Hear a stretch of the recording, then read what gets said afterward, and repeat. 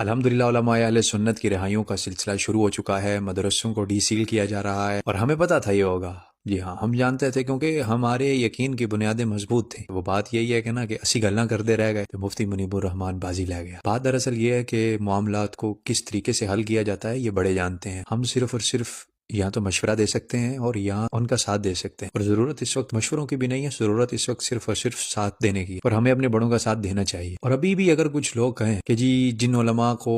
رہا کیا جا رہا ہے ان کا تو ہماری جماعت سے تعلق ہی نہیں ہے، تو میرا دوست اب یہ بات تمہارے لیے ہے۔ جس بلڈنگ میں آگ لگتی ہے نا، سب سے پہلے اس کے اوپر پانی پھینکا جاتا ہے کہ اس آگ کو بجھایا جائے، پھر انتظار کیا جاتا ہے کہ اس کے جو چیزیں راکھ ہو کر کوئلہ بن چکی ہیں نا، وہ کوئلے ٹھنڈے ہو جائیں، اور جب وہ کوئلے ٹھنڈے ہوتے ہیں نا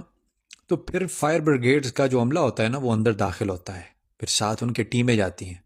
پھر وہ جا کر معائنہ کرتے ہیں کہ آگ کیسے لگی، کہاں سے لگی، کہاں سے شروع ہوئی، اور اس آگ کی زد میں کیا کیا نقصان ہوا، کیا کیا چیزیں جو تھی وہ جل کر راکھ ہوئیں، اور کیا کیا بچ گیا ہے، اور پھر اس ساری سینیریو کے بعد شروع ہوتا ہے اس کی مرمت کا سلسلہ۔ تو میرے دوستوں، بات کرنے کا مقصد یہ ہے کہ جو کچھ ابھی ہو رہا ہے نا، جو حالات بن چکے تھے، یہ سب کچھ ناممکن تھا، اور یہ ہمارے بڑوں کے سر پر اس چیز کا سہرا جاتا ہے۔ تو میں آپ سے صرف یہی کہوں گا کہ اس وقت ضرورت اس چیز کی ہے کہ ہمیں ان کا ساتھ دینا چاہیے۔ جب کام پورا ہو جاتا ہے نا تو اس کا کریڈٹ لینے والے بہت سارے آپ کے سامنے آئیں گے، وہ اساں کال کی تھی تو یہ ہویا، ہم نے بات کی تو یہ ہوا۔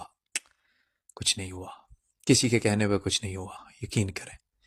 یہ مفتی منیب الرحمان کی دوڑ، کوشش اور کاوش ہے، باقیوں کا بھی ہوگا، کچھ حصہ تو ہوگا، یہ تو نہیں ہم کہہ سکتے کہ ان کا کچھ نہیں ہے، ہوگا، لیکن اس وقت کراچی کے جو علماء ہیں نا، انہوں نے جو کام کیا ہے ان کی قیادت کو سراہنا چاہیے،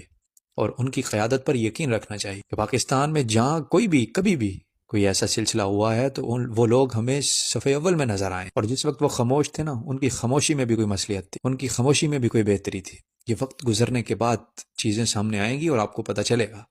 کہ وہ بہتری کیا تھی، وہ خاموشی کیوں تھی، اور وہ مصلحت کیا تھی۔ اس وقت صرف اور صرف مثبت سوچیں، مثبت پیغام لوگوں تک پہنچائیں۔ ہماری بھی یہی کوشش اور کاوش ہے کہ ہم امن قائم کریں، ایک دوسرے کے ساتھ اتحاد کی فضا کو قائم کریں، ایک دوسرے کا ساتھ دے کر آگے بڑھیں۔ ہماری کمزوریوں کا فائدہ اٹھایا جا رہا ہے، نیشنل وے پر بھی